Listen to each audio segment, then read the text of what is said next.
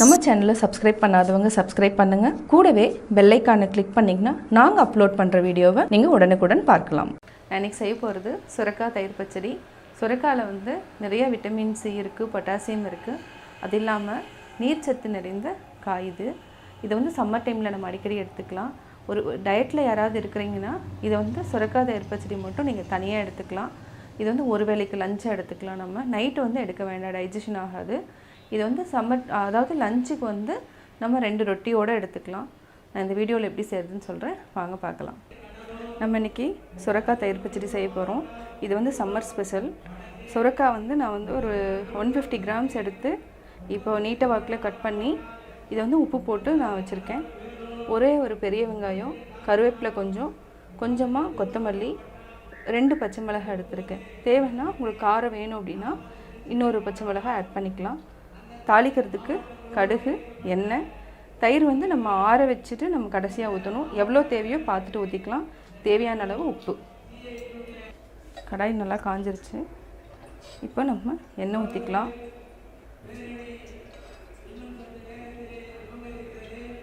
எண்ணெய் ஊற்றிட்டேன், சிம்மில் வச்சுக்கோங்க.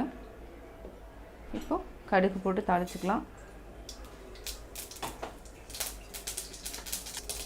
கடுகு போட்டதுக்கப்புறம் நம்ம வந்து ஃபஸ்ட்டு பச்சை மிளகாய் வந்து நல்லா எண்ணெயில் போட்டு நம்ம வறுத்து எடுத்துக்கணும். எண்ணெயில் வந்து அப்போ தான் வந்து அந்த காரம்லாம் இறங்கிடும். நீங்கள் கடிச்சிங்கன்னா கூட காரம் ரொம்ப தெரியாது. ஸோ அதனால் நம்ம பச்சை மிளகாயை நல்லா வதக்கிக்கிறோம் எண்ணெயில்.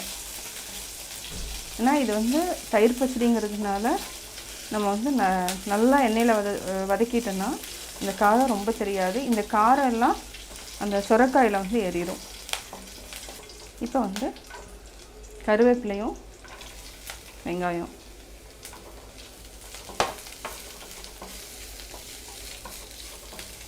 நல்லா தாளிச்சுக்கலாம். வெங்காயத்தை வந்து நல்லா வதக்கிக்கோங்க. தேவைன்னா நீங்கள் வரமிளகாய் கூட ஆட் பண்ணிக்கலாம். இந்த சுரைக்காய் வந்து சம்மர் டைமில் வந்து நம்ம வந்து வாரத்துக்கு மினிமம் 3 முறையாவது எடுத்துக்கோங்க. இதெல்லாமே அதாவது ஒபிசிட்டி, அதாவது குண்டாக இருக்கிறவங்க அவங்க கூட இந்த மாதிரி எடுத்து சாப்பிட்லாம். இந்த மாதிரி தயிர் பச்சடியெல்லாம் வந்து டைஜஷன் வந்து ரொம்ப லேட் ஆகும். அதனால் நம்ம வந்து மார்னிங், மதியம், லஞ்ச் டைம்லாம் எடுத்துக்கிட்டோன்னா ரொம்ப நல்லது. வெங்காயம் நல்லா வதங்கிட்டுருக்கு. சுரைக்காயும் போட்டு நல்லா வதக்கிக்கலாம். இது ஆல்ரெடி சால்ட் போட்டு வச்சுருக்கேன். தேவைன்னா நம்ம செக் பண்ணிவிட்டு போட்டுக்கலாம். சால்ட் போட்டு வைக்கிறோம், அது எதுக்குன்னா கருப்பாகாமல் இருக்கும். இந்த சுரைக்காய் வந்து பார்த்திங்கன்னா கருப்பாகாமல் இருக்கும். அதுக்காக நான் வந்து கட் பண்ணிவிட்டு சால்ட் போட்டு லைட்டாக வச்சுட்டேன். இது ஒரு 5 மினிட்ஸ் நல்லா வேகட்டும். இப்போ வந்து சுரைக்காய் வந்து நல்லா வெந்துடுச்சு. இப்போ நம்ம ஆஃப் பண்ணிக்கலாம். கேஸ் ஆஃப் பண்ணிக்கலாம். ஆஃப் பண்ணிவிட்டு இது வந்து நல்லா, அதாவது ஃபேனுக்கு கீழே போட்டு நல்லா ஆற வச்சுருங்க. நல்லா ஆறிடுச்சு. இப்போ வந்து நம்ம ஆல்ரெடி இந்த காரெலாம் இறங்கிடுச்சு. பச்சை மிளகா வந்து வேண்டானா நம்ம வந்து எடுத்துக்கலாம். இது எல்லாத்தையுமே தனியாக எடுத்து வச்சுக்கோங்க. ஏன்னா காரம் வந்து ஆல்ரெடி சுரைக்காயில் ஆல்ரெடி இறங்குனதுனால நம்ம வந்து இந்த மாதிரி இதை வந்து நம்ம தனியாக எடுத்துக்கலாம். இப்போ வந்து நம்ம தேவையான அளவு கர்டு சேர்த்திக்கலாம்.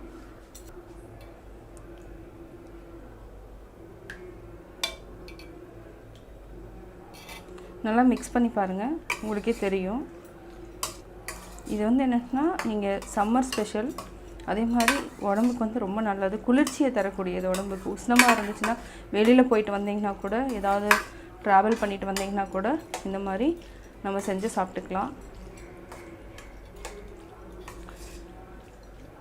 குழந்தைங்க இப்போ ஏதாவது ஸ்கூலுக்கு போயிட்டு மதியானம் இப்போ ஹாஃப் டே இருக்கிறதுனால ஸ்கூலுக்கு போயிட்டு வருவாங்க, இல்லை எக்ஸாம் முடிச்சுட்டு வருவாங்க, அந்த டைமுக்கெல்லாம் இந்த மாதிரி நம்ம கொடுத்துட்டோன்னா ரொம்ப நல்லது. ஏன்னா விளையாடிட்டு வரப்போ ரொம்ப ஹீட்டாக இருக்கும் அவங்களுக்கு. இது வந்து நல்லா ஃப்ரெஷ்ஷாக நம்ம வச்சு ஃப்ரிட்ஜில் கூட வச்சு கொடுக்கலாம். இன்னும் கொஞ்சம் ஆட் பண்ணிக்கலாம் கர்டு. இதே வந்து மண் சட்டி மாதிரி சின்னதாக இந்த மாதிரி பாத்திரம் இருந்துச்சுன்னா வாங்கிக்கோங்க. வெளியில் இருந்துச்சுன்னா இந்த சம்மருக்கு வந்து இது ரொம்ப யூஸ்ஃபுல்லாக இருக்கும். இதை வச்சிங்கன்னா நல்லா சில்லுன்னு இருக்கும். ஃப்ரிட்ஜில் கூட வைக்கணும்னு அவசியம் இல்லை. இந்த பாத்திரத்தில் நம்ம மாற்றிக்கலாம். இப்போது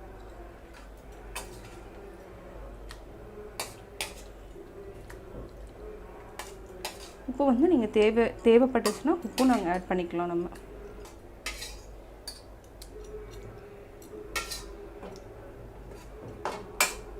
இந்த இது வந்து நம்ம வேஸ்ட் பண்ண வேண்டாம். கொஞ்சம் லைட்டாக தண்ணி ஆட் பண்ணிவிட்டு இதிலேயே நம்ம ஊற்றிடலாம். இந்த மாதிரி டைமுக்கு இந்த மாதிரி நம்ம வந்து ஃப்ரிட்ஜில் வச்சு குடிக்கிறத விட இந்த மாதிரி ஒரு இதெல்லாம் எல்லா இடத்துலையுமே கிடைக்கும். நீங்கள் பார்த்து வாங்கிக்கோங்க.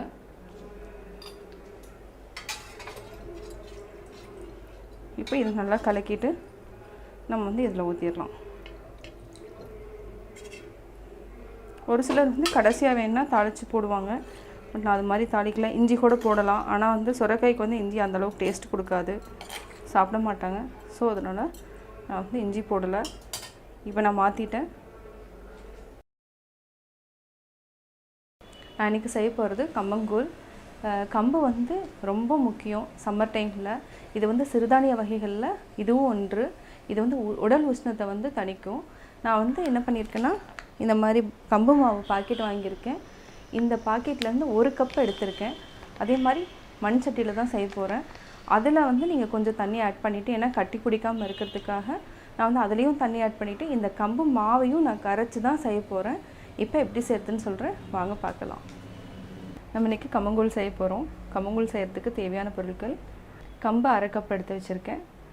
தண்ணி வந்து இதை கரைக்கிறதுக்காக கொஞ்சமாக ஒரு 2 டம்ளர் தண்ணி எடுத்து வச்சுருக்கேன். உப்பு தேவையான அளவு.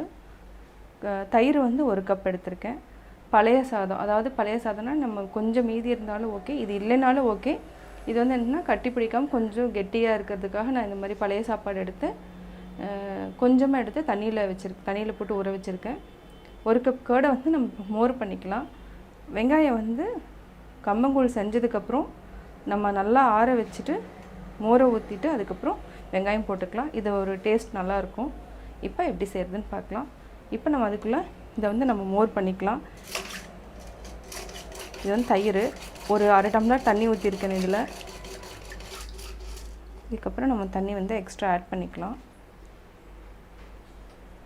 இப்போ நம்ம கம்மங்கூழ் செய்யலாம். இப்போ நம்ம தண்ணி எடுத்து வச்சுருக்கோம். 2 டம்ளர் தண்ணி எடுத்துருக்கோம்.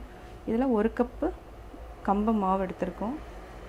இதை வந்து நம்ம நல்லா கலக்கிக்கணும். இதை நல்லா கலக்கணும், ஏன்னா கட்டி பிடிக்காமல் இருக்கிறதுக்காக நம்ம வந்து நல்லா கலக்கி தனியாக எடுத்து வச்சுக்கிறோம். இப்போது மண் சட்டியில் வந்து ஒரு 3 டம்ளர் தண்ணி ஊற்றி வச்சுருக்கேன். இது வந்து நல்லா கொதிக்கட்டும். கொதிச்சதுக்கப்புறம் நம்ம வந்து கம்பும் நல்லா கரைச்சி வச்சுருக்கிறது வந்து நம்ம அது கூட ஊற்றணும். தண்ணி வந்து நல்லா கொதிக்கணும். இப்போ வந்து நம்ம வந்து பழைய சாதத்தையும் போட்டு கொதிக்க வச்சிடலாம். இது வந்து என்னென்னா, நம்ம அப்படியே ஒரு வேளை நம்ம வந்து கம்பு அப்படியே இதுக்குள்ளே ஊற்றி கரைக்கிறதா இருந்துச்சுன்னா இந்த சாதம் வந்து நம்ம போகிறதுனால கட்டி பிடிக்காமல் இருக்கும். அதுக்காக வந்து நம்ம இந்த மாதிரி சாதம் போட்டுக்கிறோம். நீங்கள் வந்து வீட்டில் சாதம் வந்து கொஞ்சம் ஒரு கை மீதியாச்சுன்னா அதை வந்து தண்ணி ஊற்றிட்டு நீங்கள் ஃப்ரிட்ஜில் வச்சுக்கோங்க. அடுத்த நாள் வந்து இந்த மாதிரி கம்மங்கூழ் செய்து, இப்போதைக்கு சம்மர் ஆரம்பிச்சிருக்கிறதுனால நம்ம இந்த மாதிரி யூஸ் பண்ணிக்கலாம். சாதத்தை வந்து வேஸ்ட் பண்ண வேண்டாம். மீதி இருந்துச்சுன்னா கம்மங்கூழோ இல்லைன்னா ராகி கூழோ அந்த மாதிரி நம்ம வந்து யூஸ் பண்ணிக்கலாம். மேக்ஸிமம் இது வந்து சம்மர் டைமில் ஃபுல்லாக நீங்கள் மண் சட்டியில் யூஸ் பண்ணி அப்படியே கூட வச்சுருந்தீங்கன்னா அது வந்து என்னென்னா ரொம்ப புளிக்காது. அதே மாதிரி அந்த கம்மங்கூழினோட இது வந்து ஒரே மாதிரியே இருக்கும். ஈவினிங் வரைக்கும் நீங்கள் வச்சுருந்தாலும் எதுவுமே ஆகாது, புளிக்காமல் இருக்கும், அப்படியே இருக்கும் இந்த மண் பாத்திரத்தில் நம்ம வச்சுருக்கிறதுனால. இது நீங்கள் எப்போவெல்லாம் வந்து டெய்லியும் கூட காலையில் எழுந்திரிச்சு செஞ்சுட்டு காலையில் எழுந்திரிச்சோனையுமே இந்த கம்பங்கூழ் காய்ச்சிட்டு நீங்கள் வச்சுட்டு போயிட்டிங்கன்னா அது நம்ம மத்தியானம் ஒரு 11 மணிக்கோ இல்லைனா 3 மணிக்கோ அந்த மாதிரி நம்ம குடிச்சிக்கலாம். காஃபி டீ வந்து இந்த சம்மர் டைமில் ஃபுல்லாக நீங்கள் அவாய்ட் பண்ணுறது ரொம்ப பெஸ்ட்டு. இப்போது தண்ணி கொதிக்க ஆரம்பிச்சிருச்சு. நம்ம ஆல்ரெடி 1 கப் மாவு எடுத்து நம்ம இந்த மாதிரி தண்ணியில் போட்டு வச்சுருக்கோம். இது கூட நம்ம மிக்ஸ் பண்ணி விடலாம். இது சீக்கிரமாக குக் ஆயிரும்.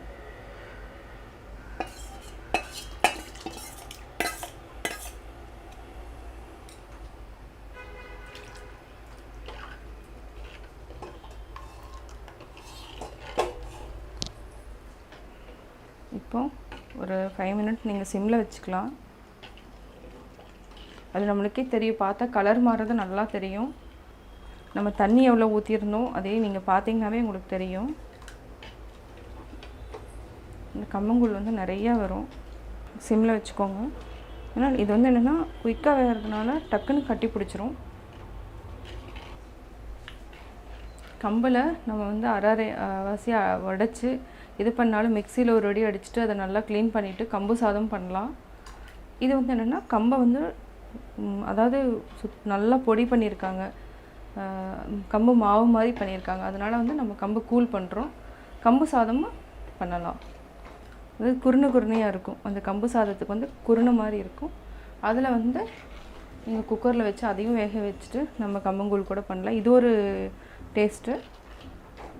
அந்த இது வந்து பார்க்குறதுக்கே வந்து நம்மளுக்கு வித்தியாசமாக இருக்குது. அதெல்லாம் வந்து கிராமத்தில் வந்து அது மாதிரி தான் செய்வாங்க. நான் இன்னும் சால்ட்டு போடலை, இனிமேல் தான் போட போகிறேன். கொஞ்சம் வெந்ததுக்கப்புறம் நம்ம போட்டுக்கலாம். சால்ட் உடனே போட வேண்டாம், நீங்கள் நல்லா வேகட்டும், அதுக்கப்புறம் நம்ம போட்டுக்கலாம். இப்போது நல்லா வெந்துடுச்சு. இப்போ வந்து நம்ம கொஞ்சம் நல்லா சால்ட்டு போட்டுட்டு சிம்மில் வச்சுட்டு இப்போ இந்தளவுக்கு சால்ட் போட்டுக்கலாம். ஏன்னா மோர் ஊற்றணும். நல்லா மிக்ஸ் பண்ணி விட்டுருங்க. ஒரு 5 to 10 minutes வந்து நம்ம வந்து சிம்மில் வச்சுட்டு மூடி வச்சுக்கலாம், கொஞ்சம் வேகணும். அதுக்கப்புறம் நம்ம ஆற வச்சுட்டு மோர் ஊற்றிக்கலாம். கூழ் நல்லா கொதிச்சிருச்சு. இதை வந்து நல்லா ஆற வச்சுக்குவோம். நல்லா வெந்துடுச்சு. பார்த்திங்கன்னா தெரியும், கலர் நல்லா சேஞ்ச் ஆகிருக்கும். சாதம் இருக்கிறதுனால என்னென்னா உங்களுக்கு வந்து கெட்டியாக பிடிக்கிறதுக்கு வாய்ப்பு இல்லை. அதாவது குட்டி குட்டியாக அந்த கட்டி மாதிரி பிடிக்காது. இதை நல்லா ஆற வச்சுட்டு நம்ம மோர் ஊற்றிக்கலாம். இப்போது நல்லா கூழ் வந்து ஆறிடுச்சு. இப்போ வந்து நம்ம மோரை மிக்ஸ் பண்ணிக்கலாம்.